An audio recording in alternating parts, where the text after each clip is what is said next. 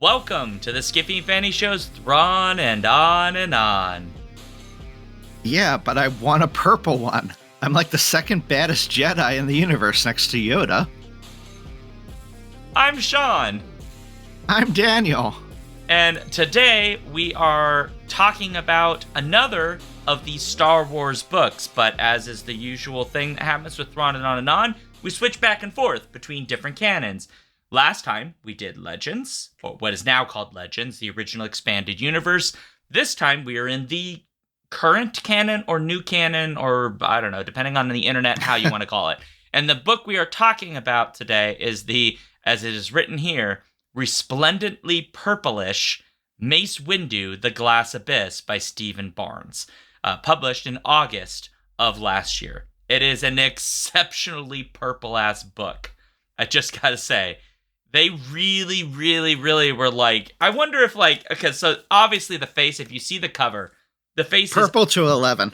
Obviously Samuel L. Jackson, right? Like, it's not a approximation. It's literally meant to be him. I wonder if he was like, can you also make the books that have me in them purple? Probably not. In fact, if you use like a magnifying glass to look at his lightsaber hilt, you can actually see the BMF engraved into there. No, on the lightsaber liar. hilt. You liar.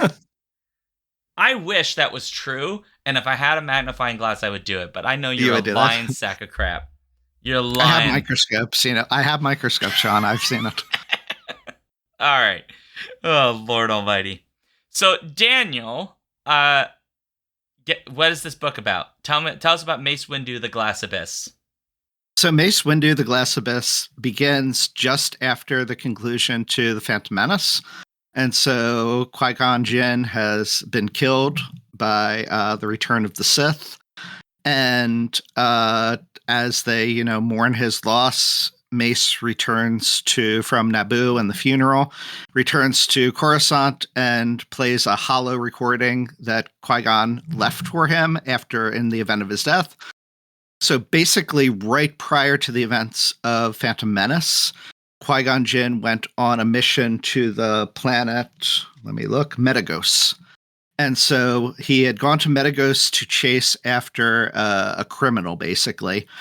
And while there, he didn't actually get the criminal, and he found out that this planet was much more corrupt and problematic than he ever expected. And Qui-Gon came very close to being killed while on that planet, but he was only saved by some of the people that may be natives, may just be very, very old sort of immigrants to the planet. It's unclear necessarily of what the exact history is, but he's saved by a member of that and basically owes them one now. And so now that Qui-Gon has joined and become one with the Force, he tells Mace, hey, I have this unresolved business here and I owe these people one. Can you need to go to this planet now and finish what I had begun and am now unable to finish. So Mace journeys there and quickly finds out that he kind of has to be undercover in terms of he can't blatantly show himself to be a Jedi, or he will be targeted as Qui-Gon ended up being. Because this planet, again, I don't know, I keep blanking on the name, Metagos is a planet that it's a desert planet that has been basically damaged by solar flares. So it's intense been solar wiped clean by solar flares. Wiped clean, yeah. With the other surface questionable activities occurring as a result. Yeah. Correct. So billions of people died because of the solar activity that turned most of the surface to this, glass that gives the name of the book, the title of the book. And so people have gone underground, but the people underground were originally these sort of native inhabitants called the Sa'ad, a group of people. And one of those people of the Sa'ad was the one that had originally saved Qui-Gon. And so her name is Kinshan Nightbird. So Kinshan Nightbird is the one who had saved Qui-Gon and now connects with Mace when he arrives. And this group of the Sa'ad, they are in charge of taking care of this kind of like spider/worm type species that makes this really, really strong silk. And they have this sort of social and biological relationship with this species that produces the silk. But the criminal elements of the world had been previously like banished to the subsurface, but then when shit went bad because of these solar flares, all the rich people and the people in power then had to flee to the subsurface, which led to the criminals basically now have power over all of them. And so it was like this reversal, and now the criminals basically run everything and oppress everybody. And everything on this planet was kept in a balance because there were two warring criminal factions. One by a singular/pair of people called Chulak, who is actually two individuals that has merged. I was reminded at least of Too Bad from Masters of the Universe even though Chulak has 4 legs and 4 arms, but it's a similar concept of two individuals being kind of merged into one with a psychic connection. And so a really formidable warrior, bright mind, and criminal has one criminal enterprise. The other criminal enterprise is by this big creature that reminded me of the Slurm slug in Futurama. That's named Sybil and has lots of offspring, like hundreds/thousands of offspring, Sibylline type offspring. So those are the two warring factions. But the balance between them has been upset because somebody is now stealing those silk-producing creatures and is abusing the Sa'ad and is now kind of changing the balance of power to try to take control of this really strong economic export that the planet of Metagos has. And so Mace winds up into this mess, basically, because Kinshan Nightbird calls in the favor from Qui-Gon to say, things are getting worse here. We really need somebody like a Jedi to figure out what's going on, what has happened to our creatures that produce the silk that are being stolen, who's doing this. We need somebody to help us. And so Mace arrives, and he's trying to balance between learning about the secrets of this planet, who all these sort of competing species and people are and cultures. At the same time, he's, undercover and pretending to be like a rim runner, it's called, sort of a freelance criminal himself. And so he's both working for Chulak, the joint person, one of which is Rhodian, so like Greedo. The other one is another race that I don't recall. I don't know if it's in Star Wars otherwise. But then he also ends up, talking to Sybil and her criminal organization. So he's trying to play both sides in a way while trying to figure out what is going on and how he can manage to save things on this planet without causing the demise of more people, if that is even possible. At the same time, he's learning more about his own past and history and what led him to become a Jedi. As he begins to question it because he is being sort of attacked through the Force as he is on this planet. So there's a lot of complexity, a lot of parts to the novel that come together as you get towards the end a little more. Okay, so let's start talking about this book. You've now summarized it as best you can, because it's actually kind of difficult to summarize this book. And I'm gonna ask you, what did you generally think about this book before I give you my opinion, which will make you grumpy? All right. I overall enjoyed it a lot. It's not a perfect book. Both people that I've read reviews of that didn't like it, I can understand what they're saying. I think they're wrong. Because I definitely enjoyed it much more. So I'm curious what you didn't like. There are flaws in its construction, I would say. And in the point of view as it's being written. It's not what I expected of Mace Windu in terms of his philosophy. We don't get a lot of Mace Windu really from the prequel movies, right? He's a badass. He's almost as much Samuel L. Jackson as he is Mace Windu. Correct. As a character. So I was really curious to read this and get that sense. And it's not what I was expecting fully, but I was also kind of okay with that. Okay. So what I did love about it, to sort of give a broad overview, is one, from the opening chapters, particularly the second chapter, I loved his curiosity in going on this alien world and trying to figure out how it worked. Yeah. And a lot of that includes a lot of biological and scientific perspective that for me I found really interesting, because Stephen Barnes gets the biology actually right, which is not always the case.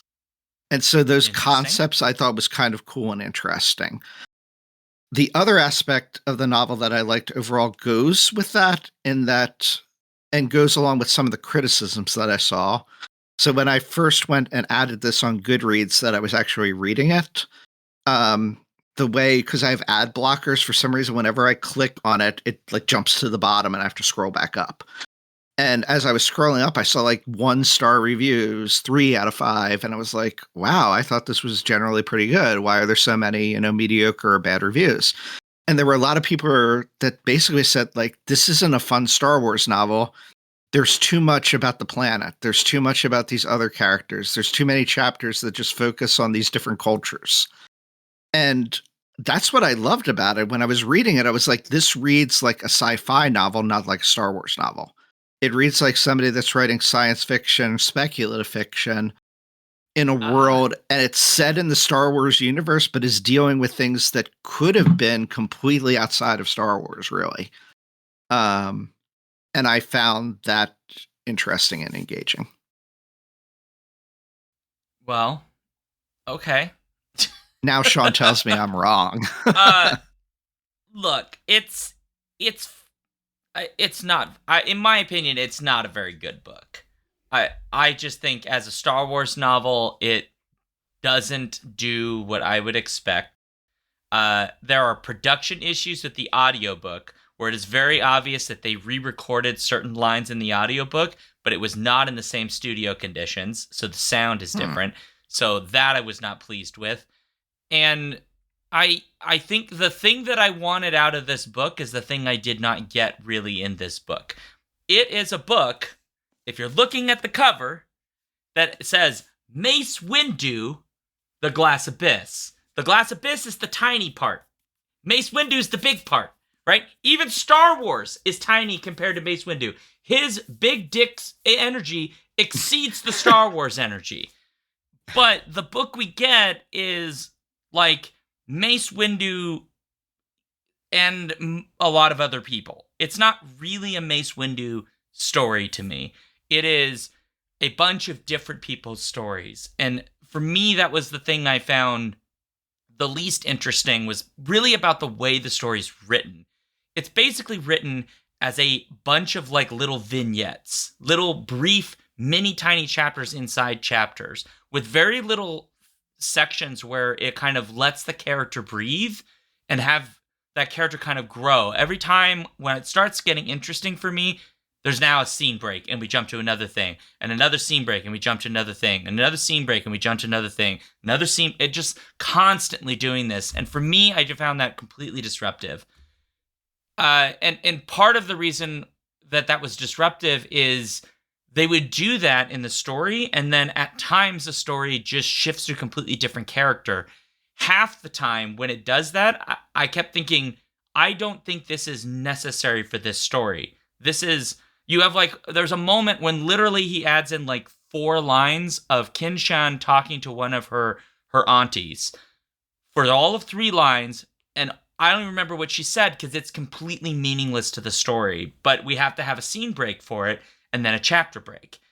So for me, the way it was written is a problem. I wanted this to be a Mace Windu story, and every time it started to become a Mace Windu story, it sort of bounced away from being a Mace Windu story. So that's where I struggled the most. I will agree with you, though, that I actually thought the parts with Mace Windu, like in his head, thinking about the world he's visiting and what he's experiencing, that stuff was great. I just wanted more of that. Give me more. I liked him thinking about the world. I even liked his like little optimism when he's like seeing people, and he's seeing kind of people doing good things, like Wolof, which is this doctor that's in the story. He's just like really respects Wolof, like because he's this nice guy who just has like committed himself to the idea that I'm just going to do what is necessary to help as many people as possible. He's like taking a very Jedi-like mission. And I like that interaction between Windu and Wolof. I thought that was really interesting. I just think that the story that I got was not the story that I was at all expecting. And I thought that there were just choices that were made that for me didn't work. I don't think it's a bad book. I just don't think it's very good. That's fair. I will agree with a lot of what you said. I think it's a difference of I wasn't bothered by it as much as you were, perhaps. I agree with you that, with that font of Mace Windu is in this. His story is central in terms of his journey here, particularly after the death of his friend Qui-Gon, and being very uncertain about what the future holds, being uncertain of this young Anakin who might be, mocking and making fun of Yoda during his training. And he's like excited by the prospect of Anakin's power, but also very, very kind of worried about what might happen from this, right? So he's uncertain of the future, and that leads him, because of also the situation on the planet, to have to deal with his past because he was orphaned. Yeah. And he doesn't have clear memories of his past prior to being orphaned and taken in as a Jedi, because he was basically just like an infant, right? And so he's unclear, did I choose this?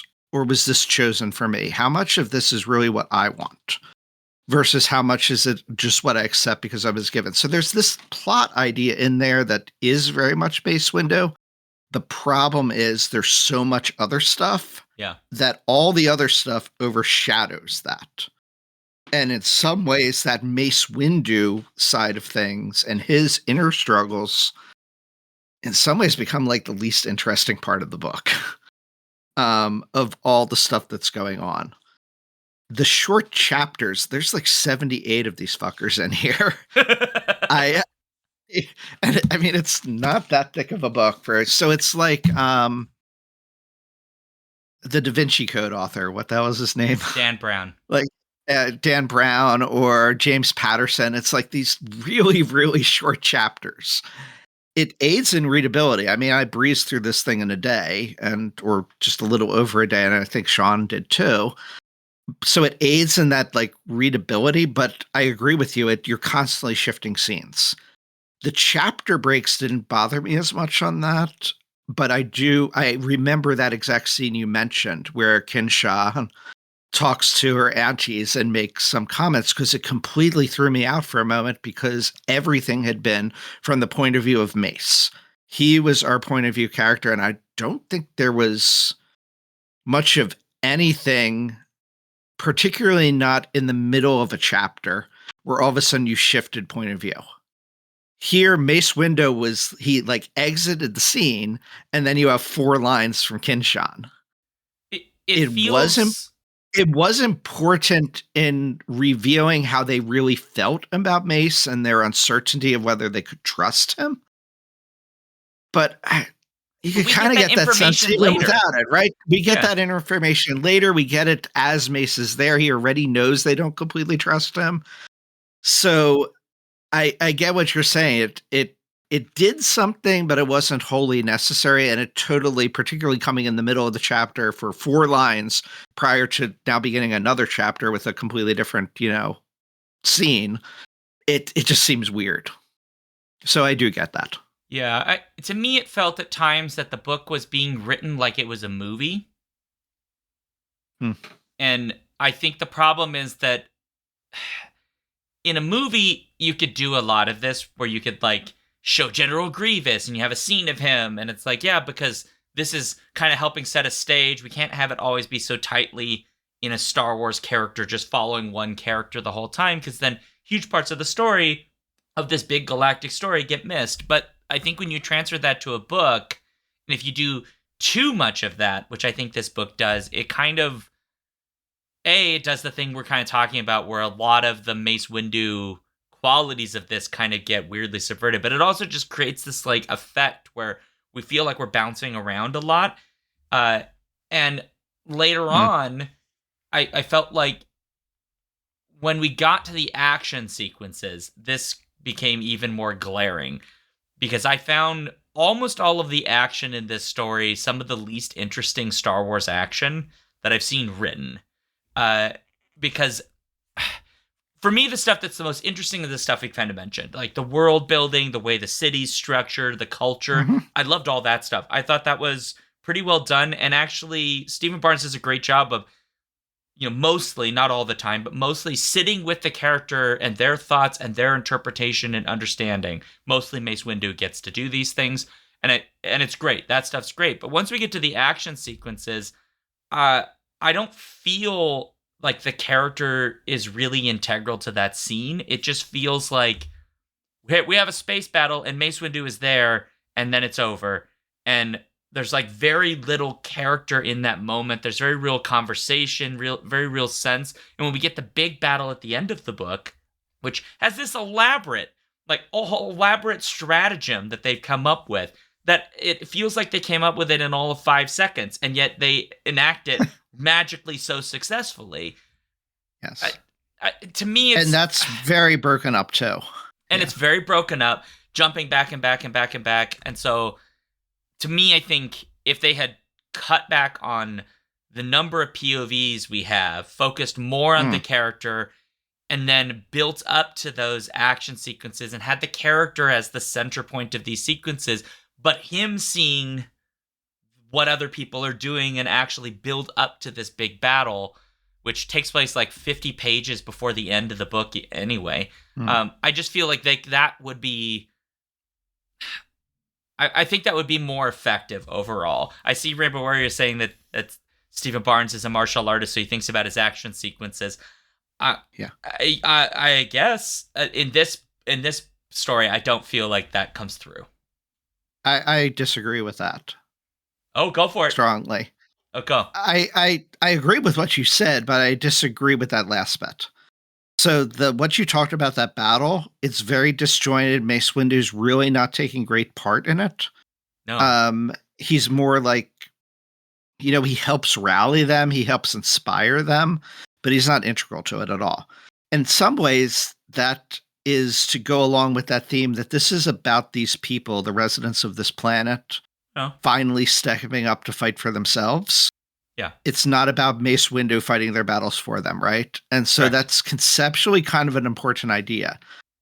It gets broken up, and it's actually somewhat reminiscent to one of the things that I don't like about Phantom Menace. Lots of people complain about, the boring politics of Phantom Menace, and I actually find that really interesting. It's not boring. The thing that other than Jar Jar, the only thing that annoys me about Phantom Menace is the broken up Battle of Naboo interspersed with the lightsaber duel. Yeah. And so it's like you have Duel of the Fates playing, and you have Qui-Gon or Obi-Wan fighting Darth Maul. Why am I blanking? Darth Maul, thank you. Fighting Darth Maul, but then all of a sudden you cut to, Queen Amidala leading like the troops through and in a battle that's going on with the droid army. And so it's constantly cutting between. This reminded me of that in terms of the setup. Like you'd have a brief view of this, then a switch to this, then to this, and you kept going back and forth. That changes though, and you get Stephen Barnes' inspiration and interest in Asian cinema and martial arts for the final showdown between Chulak and Mace Windu. Yes. And that is, you see that strength finally. And that is the only chapter of the entire book, I think, that exceeds 10 pages. Probably.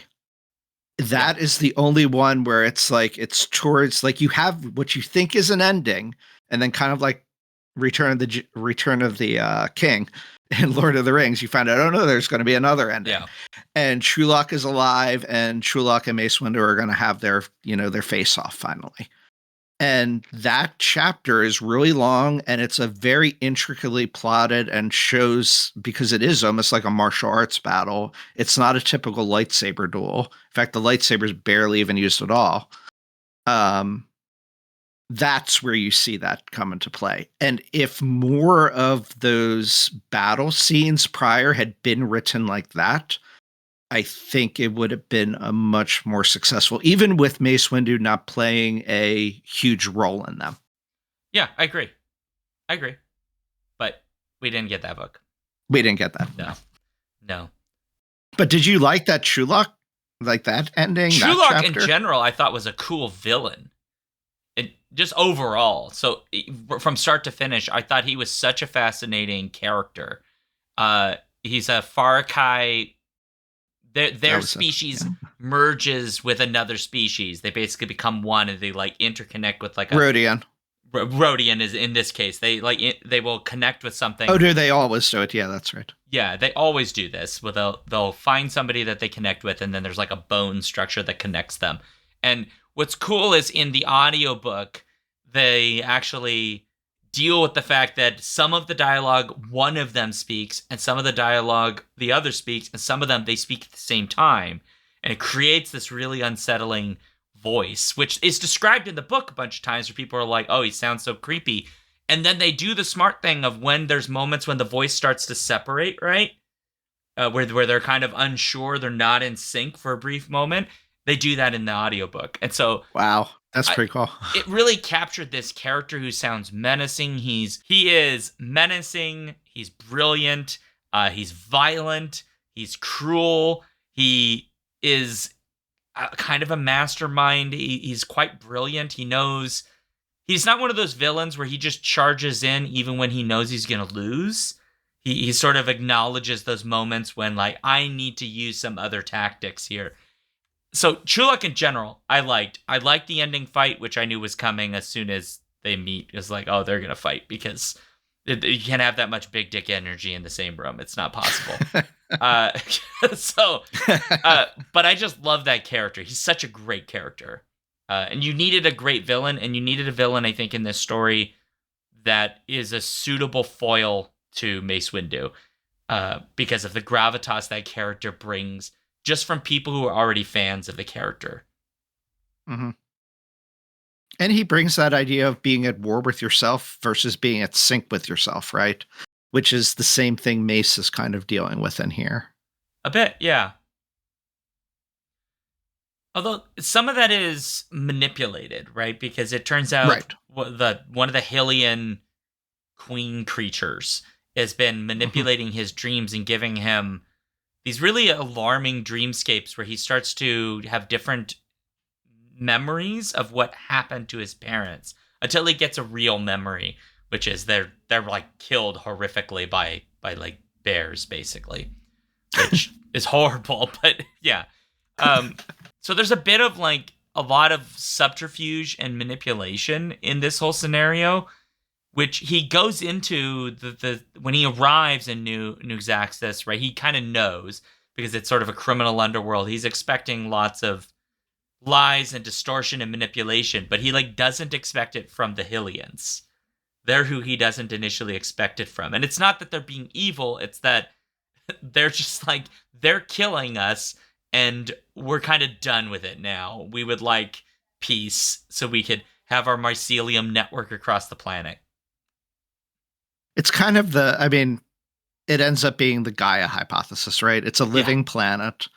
And at some point, the planet wants to get rid of the poisonous species that's like damaging it, right? And so the infectious species that's becoming dominating. So yeah, there's a ton of stuff in this book that is like fun Star Wars ideas. I saw a review complaining about, it felt like a bog standard sci-fi novel because of all of the weird biology, and I was like, that's Star Wars. Like you've got the Sybil, right? Who is like a bug lady who just she basically like a bug praying mantis. Once upon a time she had a mate, and then she bit his head off after they mated, but he left enough genetic material that she could be making babies for generations. And so she's one of the powers that's here, and she's a thing. We've seen versions of this in like Geonosis has elements of this where they have like a queen that's on Geonosis. You see that in other stuff, so this is like a different take on it. Whatever the one was in Solo, that movie. There's also the like weird Or it giant was in slug the Han monster. Solo, the novel that was based around the same time. Oh, Maybe it yes, was yes, yes. too. There's that too. Yeah. Yeah. Yeah. So that's really cool, right? You've got this solar wave that hits the planet and basically decimates the surface, wipes out pretty much everybody on there except the people that manage to get inside these like giant geodes, which is they make a home inside these giant geodes and tunnels. But that has also affected the biology. So you get all these like weird creatures that are like glass. And there's a horrifying image. I cannot remember where it is in the book, maybe somewhere in the middle, where someone mentions that the people used to go, they used to force people to go up to bring some of the old structures down. And Right. they'd be attacked by these semi-translucent creatures, and their like children would be eaten. And then they have to watch their children being digested inside, which Yeah. is just like That one was line. the but rich it's people that horrifying. were like fleeing the Yeah. damaged surface and the radiation. They wanted to move all their big expensive homes down, or they just wanted to escape. But the criminals that lived down there were like, no, you can only come if you bring down all your stuff with you. And so they had to keep making trips up to bring all that stuff so that they could build the castles underground effectively. It's messed up. And there's that idea that, this is not the first time it happened 50 years prior. In terms of this event, but as soon as Mace gets to the planet, he already sees like signs in the species that live there, that have evolved there, that this is something maybe that happens to the planet, intermittently across the millennia. And so, the most recent one was 50 years ago. And that gets to that idea that these species that are native, like the Hylians, to underground, and another mycelial kind of species that is even deeper underground, that gets to the idea that they're kind of the original ones on this planet. So, yeah, all of that stuff is fun. I really, really like that stuff. In some ways, I kind of want a Mace Windu. I know you're never going to get this because it's Star Wars, so there have to be like big battles and those kinds of things. But it would be kind of nice to have like Mace Windu amateur anthropologist. And he just it's just him wandering. Oh, it totally would. Yeah. Oh, I'd love that. It'd be so fun. And like he's like helping people and all these kinds of things. And all we get is like weird outer rim planet craziness. I'd love that. I don't know that Disney's ever gonna do it because I think that Disney, the like Star Wars feel, we kind of have to have a lot of the elements that are in this book. So you'd have to build some sort of fight somewhere. But that's just the most fun stuff in this. It's just all the weird world building what's-its. And that's really, it's not what Mace Windu wants, but he keeps getting pulled back into this life of being effectively a general, right? Like the Clone Wars are going to come soon. And like it's one of the things I maybe want to talk about here. Yeah. It surprised me just how like it did. And then as I thought about, maybe it didn't, but like how willing he is to just go in and kill and destroy. Like the doctor that you mentioned, Wolof, was it? Wolof, yeah. There's both a respect, but there's also like an envy that Wolof can afford to have these ideals and live according to them.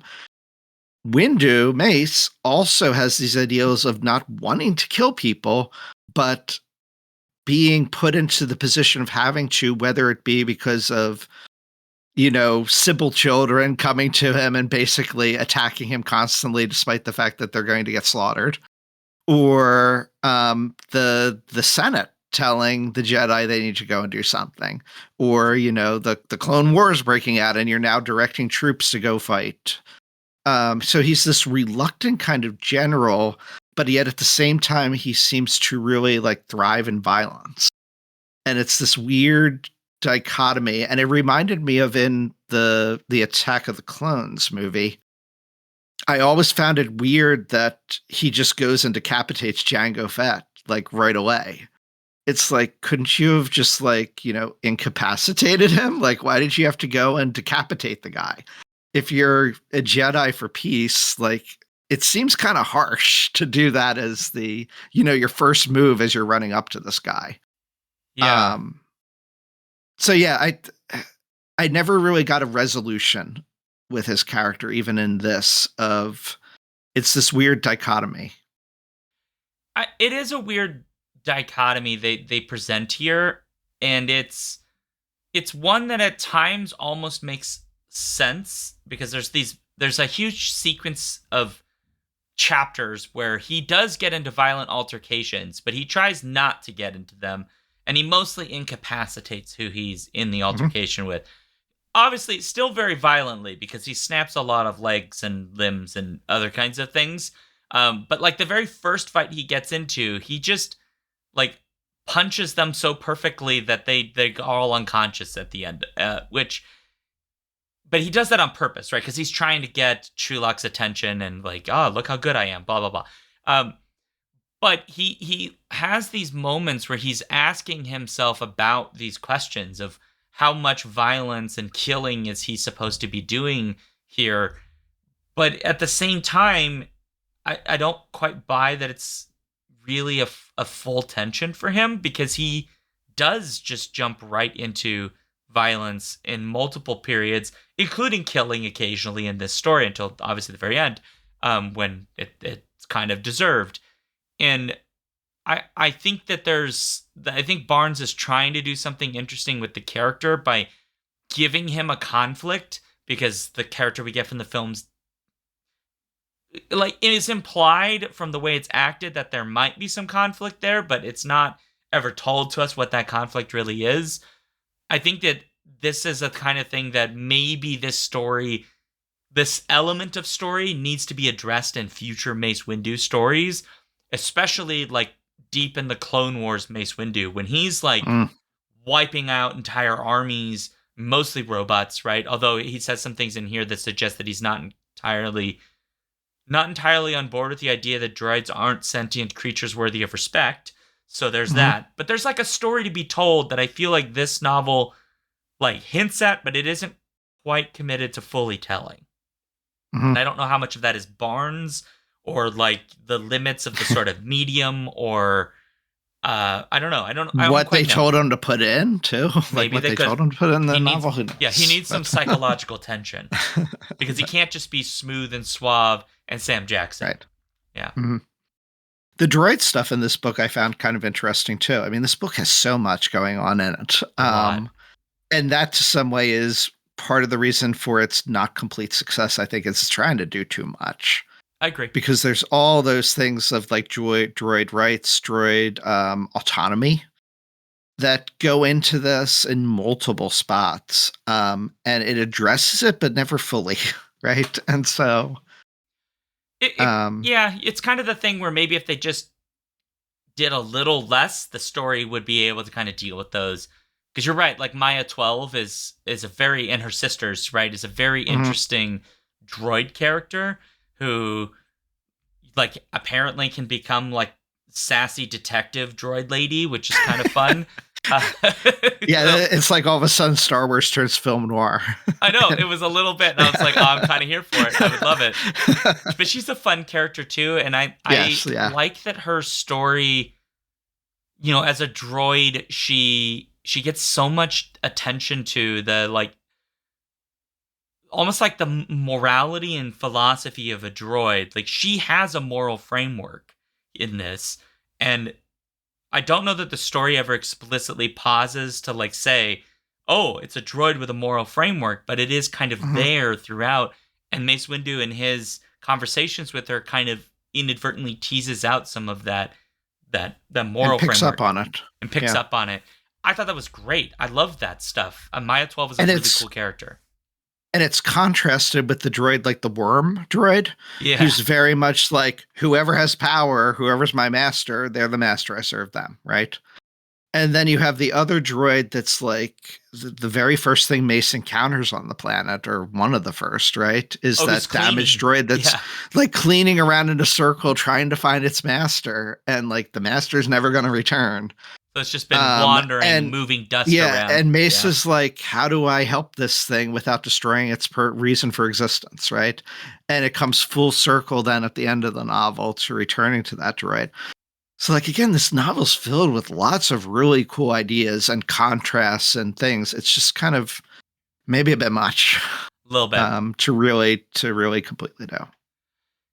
But I'll give it this, which is that if if this had been more successful, I mean, maybe it's sold enough, I don't know. But, if it was a little bit more liked, there's so many elements here that, like, if they just hire Barnes again to write another one, be like, that little thing you did there, I want a whole book about that now. Yes. Like the Maya droids, I would read a book about Maya 12. Just about them. Yeah. Yeah, I would love to read about those characters, Maya 12, Maya 8, Maya 14, like these sister droids that can sort of change their form and be sassy noir detective robots and all kinds of things. And they have wings that they can fly. And it's like, there's a lot of really interesting things that are there to tease out. And I think a story in Star Wars that really deals with the sort of ethics of droid ownership in this universe, like, is overdue. I'm sure maybe there's one somewhere that I don't know of, but it's overdue. Solo did it a bit, right? But that's a little about bit, it. but kind of as a joke. Yeah. Something a little more serious. And that was far too horrible of a movie to be like the. Okay, you stop now. The way of going through this. So. Rainbow Warrior is saying the Obi-Wan series, which I hadn't seen yet, maybe does some of this. So. Oh, does it? I don't remember that. Leia treated her droids kindly. Well, but this is what I'm saying, though. Yeah. People are nice to their droids. Some of them are, right? It's very clear Luke really, really loves R2-D2, and he cares about C-3PO. But they're not free, right? They're like pets. And the problem with, I think, the droids in Star Wars this is not an original observation, is for some of them, it almost kind of makes sense because they're like intelligent, but they're like really simple. They're like children. They're like children levels of intelligence. They're just really good at like star patterns or whatever. But then you get ones like Maya 12 in this story who are very clearly sentient. They have emotions. Yeah. They even talk about it in this book that droids aren't supposed to have emotions, but Maya 12 has emotions. She feels, she has reactions. These are things that are not supposed to happen with a droid. And morality. She has a morality. Like you mentioned, yeah. So, and Mace Windu does, I'm just going to spoil it for you, but Mace Windu basically says, I'm going to free you, as the thing he offers. So that suggests that droids can not be owned by somebody. They could just be totally free, which makes the Clone Wars that are about to come really alarming because one of those armies is just droids. It's almost entirely made up of droids. And I don't know, there's like a lot of cool stuff to be said here. I think if Barnes were to write a droid novel, I would be super curious to see what he would do. Mm-hmm. Yeah. Another thing I liked about this was all the references, all the Easter eggs in it. A lot of them he actually mentions in his acknowledgments are references to various martial arts films or John Woo, sort of like crime films, like what is Hard Boiled? Hard Boiled, yeah. And I actually, even like the samurai ones he mentioned, I haven't actually watched those ones. And so I didn't know those ones. But the one that really stuck out to me, I was like, oh my gosh, this is hilarious, was when he fights, I believe it was one of the Sibyls that starts attacking him. He like breaks several legs and the thing keep is like, I'm going to get you. I'm going to attack you. It's basically like, have at thee. And he's like, is Monty this Python. guy crazy? Are you nuts? It was basically the night in Monty Python where he like lops off an arm, then he lops off another arm. He's like, what are you going to do? Bleed on me? It's effectively that scene. Yeah, they're all interesting. It was too. amusing, but then also it's like kind of weird, like Mace Windu in a Monty Python film doesn't really work at the same time. So. But it is like they're all rather comical, right? All of the Sibyl, like the Sibyls in general are like both comical, but also like really disturbing because their whole thing is they all get a number. They're all Sibyl, and then they get a number, except for the ones that haven't like made it out of. Like every group that's born has to fight their way until they survive up to a certain point in their gestation, and then they get a number. And how high up number you are determines like where you are in the hierarchy. So if you're like 232, which is one of the characters in this story, you're pretty low on the pecking order. But if you're like Sybil 4, right, you're pretty high up. You're one of the big ones. But you can see, like, every single symbol has to... Go ahead. Sorry. Yeah, please. Oh, no, sorry. I didn't mean to interrupt. Okay. I think isn't it symbol X? Yeah. The one that doesn't yet have a number that actually is the one that, like, changes, right? Yeah. Well, no. So symbol 4, I think, is the one that starts to change, and then Oh, is it? Okay. But yeah, so there's so like symbol 4 makes a the mention one that in there that makes like a new life for themselves. Oh, you like didn't mean, along with to support Mace, right? Got it. Oh, that's what you mean. You mean a moral allegiance change. Yeah. Got it. Correct. Sorry, yes, I thought you meant gender change because the Sibyls. No. So yes, yeah. When the queen is killed, multiples of them will change to become the new queen. But if you're trying to maintain a hierarchy, you have to be the one that asserts the dominance first and become the new queen. So Sybil 4, I believe, is the one that begins to go through the change and says explicitly to us at one point, I basically have to assert power, I have to get in a position of power now so that none of the others that start the change will fulfill it and that I will become the new queen. So.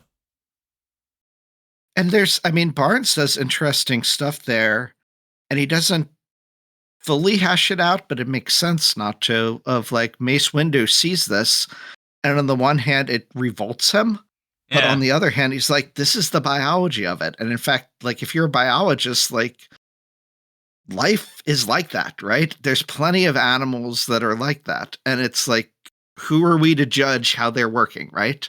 Yet we do judge, right? To us, that is a revolting thing. Human beings should not do that. Yet if we met an alien species that does that, would we judge them? Would we say like, no, you need to stop doing that? And so it's this, you're dealing with these issues of when is it fair to say like, no, you need to change your culture? When is that not something that's fair, right? When do you take a moral stand? When do you not? And say, no, that's just the way they do things here. It's not always cut and dry. And Barnes is kind of playing with that idea. And lots of sci-fi writers, lots of writers don't want to go there. They don't want to deal with that ambiguity. And so I kind of give props to having a story that includes that. In Star Wars of all places. Yeah, in Star Wars of all places. Star Wars is not always terribly subtle. So. No, it is not. No. Yeah, I agree. I think there's a lot of that in this story. Wolof is a great example because he also is like a bug person who goes through a bunch of gestations, and they have an interesting conversation with him and Mace Windu, which is about like how. So when they go through their larval phase, eventually they go into cocoon, and then they like swallow the larva, it like liquidates, and then the new version, which is basically like a butterfly, right? It comes out, right. But Mace Windu asks him, "Well, how did you keep your memories? Because isn't the previous one technically dead, and you were a new being now?" And he's like, yeah, so I found some solution to that problem so I could, because he went to medical school as a larva. And then he's like, well, how'd you keep your medical training? Why didn't you just wait? And he's like, no, I found a solution to that problem. But he's also unusual because apparently his species, almost all of them, once they hit the point that he's hit in their life cycle, they return home basically to sit around, bone, eat, and then die. Not quite those exact words, but that's basically what they do. And he's decided instead, I'm going to help people, which again is something you said earlier. Mace Windu has like an enormous amount of respect and envy for, because he is just being a nice guy doing nice things. But it's also like, it's such a cool idea. Like, I want more. Give me more of this. This is so cool. And then they have that conversation at the end, which gets to Mace Windu's struggle of like, he talks to the doctor, and the doctor, at first wants to refuse to do something because it's going to cause the death of someone. Yeah. And Mace makes that argument then of like, I understand that, but like, if you don't do this and kill this one thing or kill, the smaller number, a lot more are going to die. And so it's that good of the many outweighs the good of the few or the one, right? That kind of concept that Star Trek got into too. Yeah, it's a good conversation Star Wars has to have here, I think, because this is all over the Jedi conversation, right? That they're they're meant to be peacekeepers. Well, peacekeepers are sometimes going to have to kill people. Mace Windu struggles with this in this book of how much death is allowed. He even has a nightmare at one point where some of the people he has killed, like, basically haunt him, asking why. It may or may not be a real dream. It may be induced, but it is still a terrifying prospect. And that question is a tough one because, you know, if you don't do anything, if the Jedi don't take down a drug lord who's like killing people left and right, how many lives are actually lost at this point, right? If Mace Windu doesn't induce the people to fight for themselves and be involved in that fight, how many people are going to be exterminated by Chulak and the Sibyls as they fight over control of the city? Innocent people. There's orphanages in this, right? With children in it that Mace Windu deliberately goes to save the children when there's this big battle. So I think like the book, even though the book I think doesn't necessarily always give us clear answers to some of these like moral quandaries, it is trying to ask us to think about them, to think about how much death are we willing to allow happen for some sort of moral framework of nonviolence. And Mace Windu is obviously not willing to allow children to be exterminated and all of these kinds of things. Bad guys have to die sometimes because that's the only thing you can do to stop them. And throughout the novel, there's a few scenes with the most badass Jedi of them all, Yoda, who really is like the moral center of everything in Star Wars, that voices, you know, that uncertainty that Mace faces and voices himself that there are no easy answers to things and that this is difficult. And, you know, he's like, I'm 800 years old and I still don't know necessarily what the answers are to these things. Yeah. I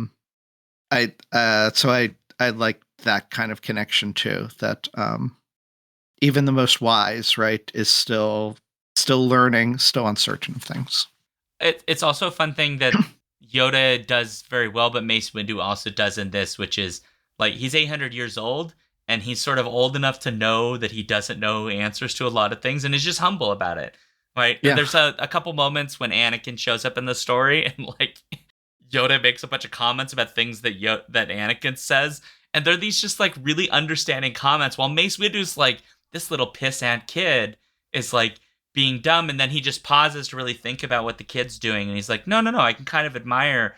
He really doesn't. He doesn't want to just be taught. He's just going to keep going till his body's exhausted, and then keep going to try to learn something to prove himself. I can kind of respect that. I like that there's elements of that. Like Mace Windu doesn't have quite the level of humility that a Yoda has, but you can see some of that. Oh, my camera shut off. Oh, you went away. Oh. That's fun. Are you still hearing me? Yeah, I can still hear you. Why did my camera shut off? Yeah, your camera just went away for some reason. Oh, here you come. There you are. It just turned it off automatically. All right. Yeah. But yeah, we should wrap up. We've been going a good amount. But there's a question in chat. Did the Republic conquer inhabited planets? Do you mean the Republic at the time that we're talking now, or the New Republic? Because if you're talking now, yes.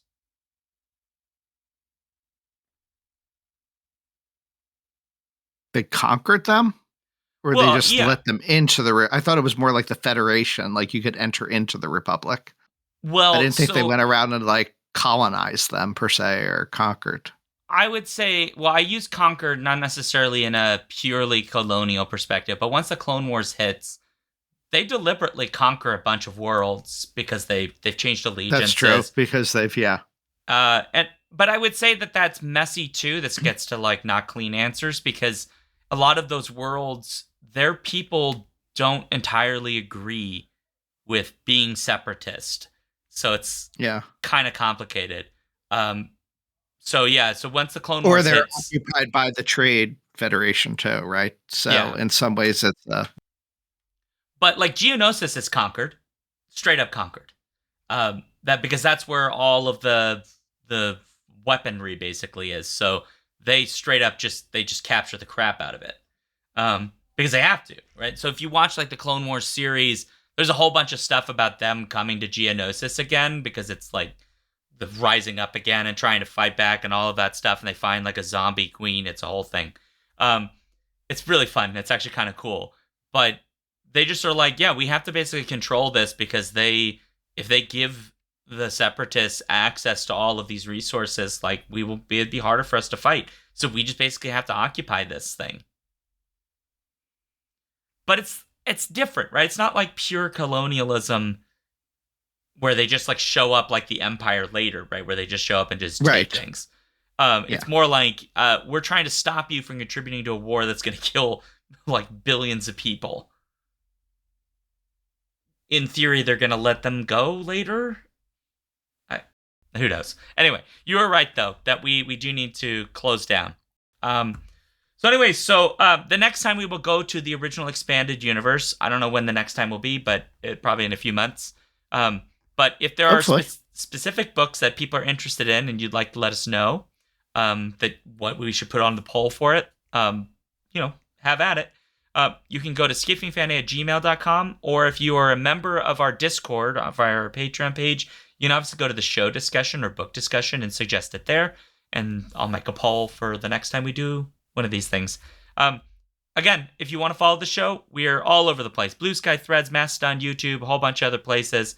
So please go to skiffingfantasy.com/skiffythings to find all that stuff. And then every Friday, 7 p.m. Central, we are live on Twitch at twitch.tv/alphabetstreams, where you can watch our shows live as long as my internet holds, which today has been a question mark. So yay. And then please spread the word about the show. Our show comes out in audio and video formats, so it's not just live. And you know what? Word of mouth is a big deal. Leave us reviews, tell us, share our stuff on the socials. And then if you have money to spare, patreon.com/skiffyandfanty is the place to go. Yeah, if we get big enough, then maybe Disney will send us stuff. I mean, honestly, for the most part, I like Disney stuff. So you know what? Like, for the Star Wars stuff, bring it. Let's go. We have criticisms, but there's cool stuff in this book. Like, it's fine. It's not bad. It's just not my favorite. It's okay. So speaking of those Patreon supporters, we have to say thanks to Andrea the Alluring, Cameron the Chthonic, Caroline the Benevolent, Carrie the Divine, Chris the Candescent, Dan the Transient, Daniel the Cultured, David the Debonair, JC the Jocular, Jeff the Gracious, Joseph the Jovial, Juan the Junctional, KB the Kind, Karen the Kickass, and Kat the Kinematic. Matthew the Magnificent, Paul the Pious, Phoebe the Eloquent, Robert the Riveting, Robin the Bold, Ryan the Resilient, Sarah A, the Sensational, Sarah E, the Sublime, Sarah O, the Rapturous, Scott the Gentleman, Stephen the Strange, Turi the Thorough, Tanya the Triumphant, Trish the Imperturbable, and Victor the Valiant. All right. If you want to find me, SeanDuke.net, Alphabet streams on Twitch every Wednesday and Sunday at 6 p.m. Central. And then SeanDuke.net/DukeThings if you want to find all my socials and YouTube, etc. You can find me, Daniel, on the Skiffy and Fanty blog or at Reading 1000 Lives. That's Reading 1000, the number 1000 lives. Perfect. And as required by the Skiffy and Fanty bylaws, we must make this happy. And I will just say this, despite my many criticisms today, I love me some Star Wars books, which is why I have a whole shelf full of Star Wars books. And so I just love it. Star Wars is great. And that's all I'm going to say. Star Wars is great. I love it. End of discussion. Purple is great. I'll add that. The cover is fire. Like, this is... like, I'm sorry, but if you were like, Mace Windu book, all purple, I'd be like, okay, yeah. Yep, 100%. All right, folks. Happy ending, and see you.